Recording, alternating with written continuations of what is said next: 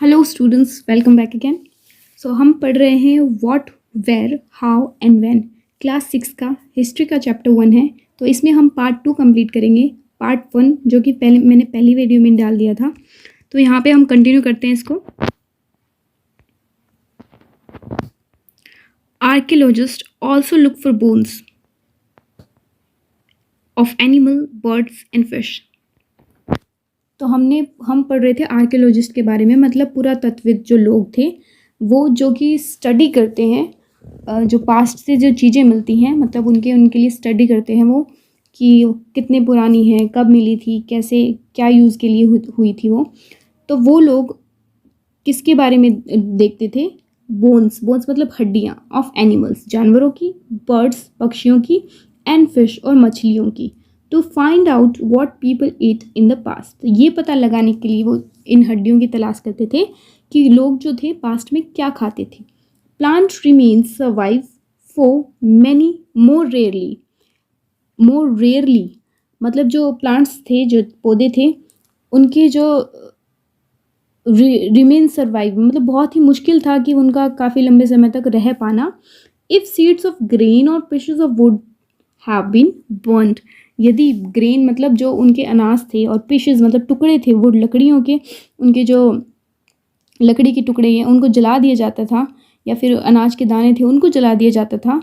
They survive in A Chad form, तो वो जले हुए रूप में भी बचे रहते थे। Do you think cloth is found frequently by archaeologist? क्या आपको लगता है कि आर्कियोलॉजिस्ट मतलब पुरातत्वविदों द्वारा जो कपड़े थे उनके अवशेष भी मिला करते थे? Historians, that is scholars, historians मतलब जो इतिहासकार थे, that is scholars who study the past, जो स्कॉलर्स मतलब ज्ञाता थे किसके? पास्ट की, जिनको जानकारी थी पास्ट की, अतीत की। Often use the word source to refer to the information. Often use, वो प्राय एक शब्द का यूज करते थे जिसका मतलब है सोर्स, स्रोत। रेफर टू इंफॉर्मेशन, जो किसके बारे में बताता है? जानकारियों के बारे में बताता है। किसकी जानकारी? फाउंड फ्रॉम मैन्युस्क्रिप्ट्स, जो कि पांडुलिपि से मिली थी, इंस्क्रिप्शंस जो कि अभिलेखों से मिली थी, एंड आर्कियोलॉजी जो पुरातत्व से मिली थी। इन सभी जानकारियों को वो जो इतिहासकार थे वो प्राय स्रोत का नाम देते थे। वंस सोर्सेज आर फाउंड, एक बार अगर उनको स्रोत मिल जाते थे, लर्निंग अबाउट द पास्ट, जो अतीत के बारे में जानना, बिकम्स एन एडवेंचर, उनके लिए एक रोचक भरा काम बन जाता था।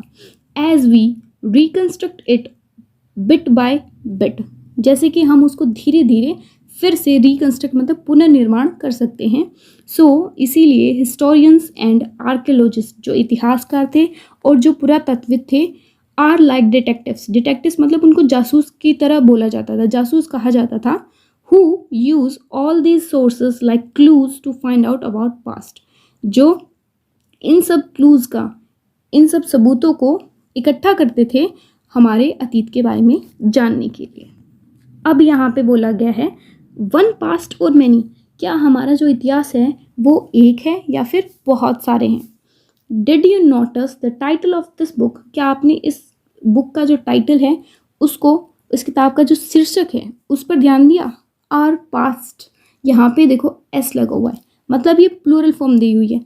We have use the word past in plurals to draw attention to the fact that the past was different for different groups of people। यहाँ पे हमने जो past का s लगा के प्लूरल फॉर्म यूज़ किया है, बहुवचन यूज़ किया है, वो ऐसा इसलिए किया गया है क्योंकि ये यहाँ पे ये बताने के लिए यूज़ किया है कि अलग अलग जो लोग थे, डिफरेंट ग्रुप मतलब उनके अलग अलग समूह थे लोगों के, उनके लिए अलग अलग मायने थे पास्ट के। जैसे कि द लाइव्स ऑफ हर्डर्स और farmers were different from those of the king and queen's, की जो जिंदगी थी किसकी? एक तो हर्डर थे मतलब एक जो पशुपालक थे, और जो फार्मर किसान थे, एक उनकी ज़िंदगी, और एक राजा और महाराजा राजा रानियों की ज़िंदगी, उन दोनों की ज़िंदगियाँ अलग थी और इसलिए उनकी दोनों की ज़िंदगी के मायने भी अलग थे।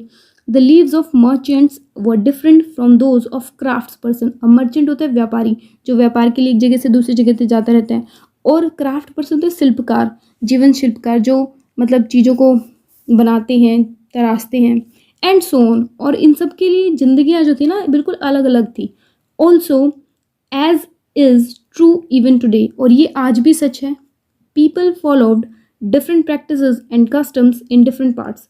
आज भी देखो, जो हम रहते हैं, हम अलग अलग राज्य में रहते हैं और हर राज्य का अपना अलग अलग संस्कृति होता है, अलग अलग रीति रिवाज होते हैं, तो वो उनको कस्टम्स को फॉलो करते हैं इन different parts of the country. जो देश के अलग अलग हिस्सों में लोग रहते हैं वो अलग अलग भाषाएं बोलते हैं, अलग अलग उनके कल्चर होते हैं। For example, today most people living in the Andaman island get their own food by fishing, hunting and collecting forest produce. जैसे कि आज जो लोग हैं अंडमान निकोबार में रह रहे हैं, वो लोग अपने भोजन के लिए मछलियाँ पकड़ कर खाते हैं, शिकार करते हैं, या फिर जो जंगल फॉरेस्ट जंगल के में जो फल फूल उगते हैं उनको इकट्ठा करते हैं। बाय कॉन्ट्रास्ट, इसके विपरीत, most people living in cities, जो लोग शहरों में रहते हैं, डिपेंड ऑन अदर्स, वो दूसरों पर निर्भर करते हैं फॉर सप्लाईज ऑफ फूड, उनके भोजन की आपूर्ति के लिए वो दूसरी चीज़ों पर, क्योंकि बाहर से आटा आता है, बाहर से दूध आता है, सारी चीज़ें उनकी बाहर से आती हैं, इसलिए वो दूसरे किसी और पर निर्भर हैं। Differences such as these existed in the past as well. तो इस तरह के जो भेद हैं वो अतीत में भी हुआ करते थे। बिसाइड्स, इसके अलावा, there is another kind of differences, एक और अलग भेद था। किस तरीके का था वो? We know a great deal about kings and the battles they fought, because हमें राजा जो लोग थे वो युद्ध जीतते थे, और अपने युद्ध जीतने के बाद उनकी विजेताओं का हमें पता है आज भी। क्यों पता है? क्योंकि दे kept records of their victories, उन्होंने अपनी जो जीत है, जो जंग है, जो उन्होंने जीती हैं, लड़ाइयाँ जीती हैं, उनका एक रिकॉर्ड रखा हुआ है आज भी। तो इसलिए battles they fought because they kept records of the victories, क्योंकि उन्होंने अपनी जो लड़ाइयाँ जीती हैं उन सब का उल्लेख किया हुआ है। इसलिए जनरली, आमतौर पर, ऑर्डिनरी पीपल, एक सामान्य इंसान जो है, एक सामान्य आदमी जो है, जैसे कि हंटर्स हो गए, शिकार करने वाले हो गए, फिशिंग फॉक्स मछुआरे हो गए, गैदरर्स संग्राहक हो गए, फार्मर्स किसान हो गए, और हर्डर्स और पशुपालक हो गए, did not keep records of what they did, उन्होंने नहीं रखा अपना जो रिकॉर्ड था, लेखा जोखा नहीं रखा उन्होंने, जो उन्होंने किया। मतलब मान लो उन्होंने भी कोई अच्छे काम किए होंगे, लेकिन उनका कोई रिकॉर्ड नहीं है। While archaeology helps us to find out about their lives, there is much that remain unknown. जबकि जो आर्कियोलॉजी मतलब पुरातत्व हैं वो आज हमारी मदद करते हैं जानने के लिए उनके जीवन के बारे में, लेकिन there is much that remain unknown, आज भी बहुत सारी ऐसी चीज़ें हैं जो हमें नहीं पता है, जो हमें जानना बाकी है।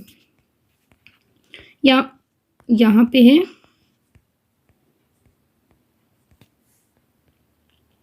अभी हम पेज डेट पर। What do date means? Date होते हैं तिथि। तो तिथियों को क्या मतलब होता है? If somebody ask you the date, अगर आज के टाइम में आपसे कोई डेट पूछता है, तारीख पूछता है, you will probably mention the day, month and year, तो आप उनको दिन बताते हैं, महीना बताते हैं और साल बताते हैं। 2000 and something, 2000 और समथिंग, मतलब आज 2022 चल रहा है तो 2000 समथिंग बताते हैं। These years are counted from the date generally assigned to the birth of Jesus Christ, the founder of Christianity। ये जो साल हैं, ये साल हमें कैसे मिले, ये काउंट की कैसे गणना की जाती है इनकी? ये गणना की जाती है बर्थ मतलब जन्म। किसके जन्म से? जीसस क्राइस्ट, जिसको ईसा मसीह भी बोलते हैं, उनके जन्म से पहले और उनके जन्म के बाद की काउंटिंग की जाती है। फाउंडर ऑफ क्रिश्चियनिटी, जिन्होंने ईसाई धर्म की स्थापना की थी, जिनसे ईसाई धर्म शुरू हुआ था। इसीलिए 2000 means 2000 years after the birth of Christ. इसलिए 2000 का मतलब क्या है कि ईसा मसीह के जन्म के 2000 वर्ष के बाद से। All dates before the birth of Christ are counted backwards and usually have the letter BC before Christ। तो इसका मतलब क्या है? ईसा मसीह के जन्म से पहले की सारी जो डेट्स थी, सारी जो तिथियां थी, वो ईसा के पूर्व, ईसा से पहले उनके रूप में मानी जाती हैं। In this book we will refer to dates going back from the present. इस किताब में हम using 2000 as our starting point. हम जो है 2000 को अपना स्टार्टिंग मतलब आरंभिक जो पॉइंट है, बिंदु है, उसको मानते हुए वर्तमान मतलब प्रेजेंट में, वर्तमान से पूर्व की तिथियों का उल्लेख करेंगे। उससे मतलब आज से पहले जो जो डेट्स यूज हुई हैं उनके बारे में हम पढ़ते हैं। लेटर्स।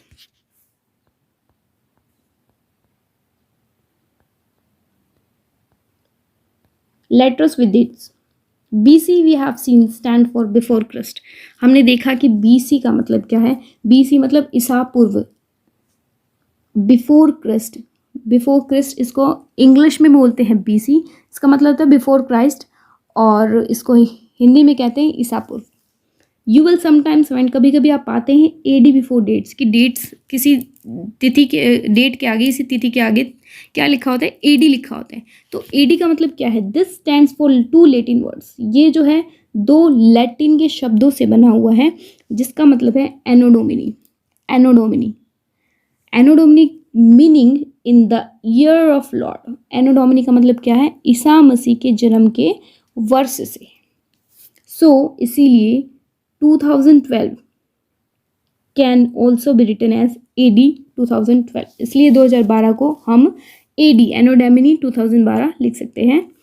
कभी कभी समटाइम्स, कभी कभी CE is used instead of AD and BCE instead of BC। कभी कभी आप देखते हैं कि AD की जगह पे CE का यूज होता है और BCE इंस्टेड ऑफ BC की जगह BCE का यूज होता है। तो इनका मतलब क्या है कि AD की जगह CE का यूज होना और BC की जगह BCE का यूज होना। तो CE मतलब stand for common era. CE इसका मतलब है कॉमन एरा और BCE का मतलब है before common era. We use these terms because the Christian era is now used in most countries of the world. हम इन शब्दों का प्रयोग सिर्फ इसीलिए करते हैं क्योंकि आज वर्ल्ड मतलब विश्व के बहुत सारे जो देश हैं उसमें इसी कैलेंडर का प्रयोग किया जाता है।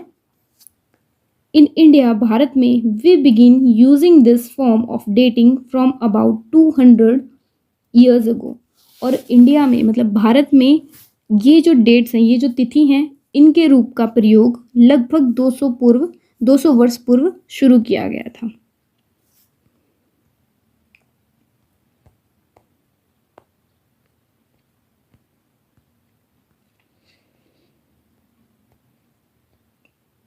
एंड समटाइम्स, और कभी कभी, द लेटर BP मीनिंग, जो लेटर है B और P जो before present are used. Before present मतलब वर्तमान से पहले इसका उपयोग किया गया था।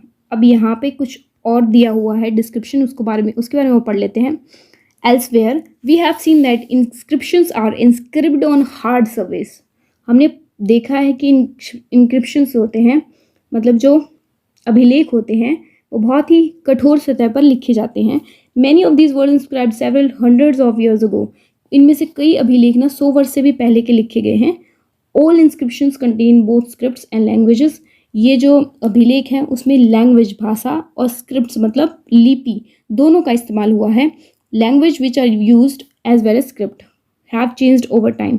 अब जो भाषा है और जो लिपि है वो समय के अनुसार बदलती हुई आती है। So how do scholars understand what was inscribed. इसलिए स्कॉलर जो हैं मतलब जो ज्ञाता है वो कैसे जान पाते हैं कि क्या लिखा हुआ है, विद्वान लोग जो। This can be done through a process known as decipherment. ऐसी एक प्रक्रिया है जिसको डेसिफरमेंट कहा गया है।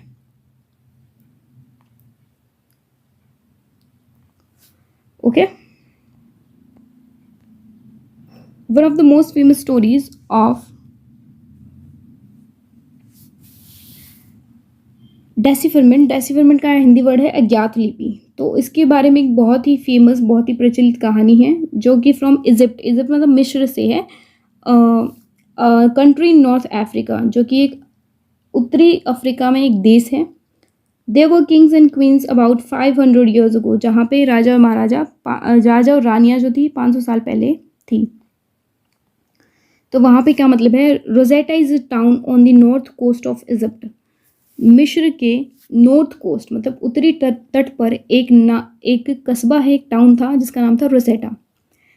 And here an inscribed stones was found, और यहाँ पे एक इंस्क्राइब्ड स्टोन मतलब एक पत्थर मिला जिसपे कुछ लिखा हुआ था, which contained inscriptions in 3 different language and scripts, जिनके ऊपर 3 अलग अलग लिपि में और 3 अलग अलग भाषाओं में कुछ ना कुछ लिखा था। Greek and 2 form of Egyptian, जिसमें से एक लैंग्वेज थी ग्रीक और 2 मिस्र के लिपि के रूप थे। Scholars who could read Greek figure out that the name of Kings and queen's were enclosed in a little frame.